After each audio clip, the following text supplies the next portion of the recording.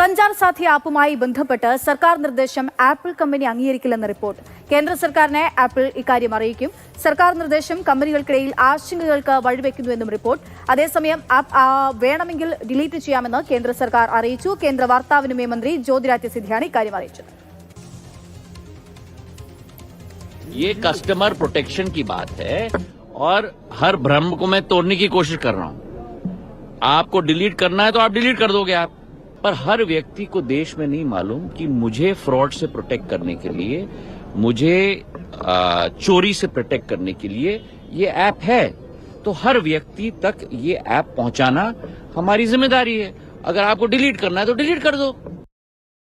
അർജുൻ പീതാംബരൻ വിവരങ്ങളുമായി ചേരുകയാണ്. അർജുൻ, നിലവിൽ തന്നെ സ്വകാര്യത നഷ്ടപ്പെടുമോ എന്നുള്ള ആശങ്ക പ്രതിപക്ഷത്തിന്റെ ഭാഗത്ത് തന്നെ അതിലൊരു വിമർശനമായി അവർ മുന്നോട്ട് വന്നു കഴിഞ്ഞു. അതെല്ലാ പൗരന്മാരിലും ഒരു ആശങ്കയായി തന്നെ നിലനിൽക്കുന്ന സാഹചര്യമുണ്ട്. അപ്പോൾ ആപ്പിൾ അംഗീകരിക്കാത്ത ഒന്ന് പിന്നെ ആൻഡ്രോയിഡിൽ എന്തിനാണ് എന്നുള്ള സ്വാഭാവികമായിട്ടുള്ള ചോദ്യം അത് ആ ആൻഡ്രോയിഡ് ഉപഭോക്താക്കളിലേക്കും എത്തും. നിലവിൽ ഇപ്പോൾ ആപ്പിൾ നിലപാട് എങ്ങനെയാണ്? ഇക്കാര്യത്തിൽ കേന്ദ്രം എന്തെങ്കിലും ഒരു ചർച്ചയ്ക്ക് തയ്യാറാകുമോ? എങ്ങനെയായിരിക്കും? അക്ഷയ്, ഇപ്പോൾ തന്നെ ഈ സഞ്ചാർ സാഥി വലിയ തോതിൽ വിവാദമായിട്ടുണ്ട്. തൽക്കാലം ഈ ആപ്പുമായി സഹകരിക്കേണ്ട എന്ന നിലപാട് തന്നെയാണ് ആപ്പിളിനുള്ളത്. പക്ഷേ ഒരു ഔദ്യോഗികമായിട്ടുള്ള ചർച്ചയോ ആശയവിനിമയോ ആപ്പിൾ കമ്പനിയും അതുപോലെ കേന്ദ്ര സർക്കാരും തമ്മിൽ നടന്നിട്ടില്ല. പക്ഷേ വൈകാതെ തന്നെ ഇക്കാര്യം തൽക്കാലം സഹകരിക്കേണ്ട എന്നുള്ള ഒരു കാര്യം വിശദീകരിക്കും. ആപ്പിൾ കേന്ദ്ര സർക്കാരുമായി ബന്ധപ്പെടുമെന്നുള്ള കാര്യം തന്നെയാണ് ഇപ്പോൾ കമ്പനിയിൽ നിന്നും വ്യക്തമാകുന്ന, കമ്പനിയിൽ നിന്നും അറിയാൻ സാധിക്കുന്ന കാര്യങ്ങൾ.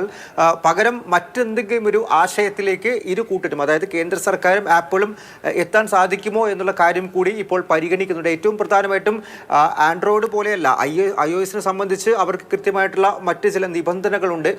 iOS-നെ ആകത്തുകയിൽ ബാധിക്കുമെന്നുള്ള ആശങ്ക ആപ്പിളിനകത്തുണ്ട്. അതൊക്കെ തന്നെയാണ് ഇപ്പോൾ തൽക്കാലം സഞ്ചാർ സാഥി പ്രീ ഇൻസ്റ്റാൾ ചെയ്യേണ്ട എന്നുള്ളൊരു തീരുമാനത്തിലേക്ക് ആപ്പിൾ കമ്പനി അധികൃതർ എത്തിയിരിക്കുന്നത്. മറ്റ് കമ്പനികളെ സംബന്ധിച്ച് ഇപ്പോഴും കമ്പനികൾക്കകത്തൊരു ചർച്ച നടക്കുന്നതേ ഉള്ളൂ എന്നുള്ള കാര്യം തന്നെയാണ് അറിയാൻ സാധിക്കുന്നത്. അതായത് ഈ 90 ദിവസത്തെ ഡെഡ് ലൈൻ, അതിനകത്ത് തന്നെ നിലവിൽ ടെലികോം വകുപ്പ് മുന്നോട്ട് വെച്ചിരിക്കുന്ന നിർദ്ദേശം നടപ്പിലാക്കാൻ എല്ലാ കമ്പനികളും തയ്യാറാകുമോ എന്നുള്ള കാര്യത്തിൽ ഇപ്പോഴും സംശയമുണ്ട്. ആ ചർച്ചകളൊക്കെ തന്നെ കമ്പനികൾക്കകത്ത് പുരോഗമിക്കുന്ന ഒരു സാഹചര്യത്തിൽ അതിനുശേഷം മാത്രമായിരിക്കും ഒരുപക്ഷെ കേന്ദ്ര സർക്കാരുമായി ഈ കമ്പനികളിൽ ഒരു ആശയവിനിമയം നടത്തുകയുള്ളൂ. എന്തായാലും 90 ദിവസത്തിനകം തന്നെ ഈ നിർദ്ദേശം നടപ്പിലാക്കണം എന്നുള്ള കാര്യം കേന്ദ്ര സർക്കാർ വ്യക്തമാക്കിയിരിക്കുന്നു. അതിനപ്പുറത്തേക്ക് നിലവിൽ ഇപ്പോൾ പൊങ്ങിവരുന്ന പല വാദങ്ങളും അത് ഏത് തരത്തിലാണ്, അതിൽ എത്രത്തോളം വസ്തുതയുണ്ട് തുടങ്ങിയിട്ടുള്ള കാര്യങ്ങൾ വിശദീകരിക്കാൻ വേണ്ടിയിട്ടും ഇന്നിപ്പോൾ കേന്ദ്ര സർക്കാരും പ്രത്യേകിച്ചും കമ്മ്യൂണിക്കേഷൻ വകുപ്പ് കേന്ദ്രമന്ത്രിയാണ് ജ്യോതിരാദിത്യ സിന്ധ്യ, അദ്ദേഹം വിശദീകരിക്കുകയുമുണ്ടായി. വലിയ തോതിൽ എപ്പോഴും വിവാദമാകുന്നുണ്ട്.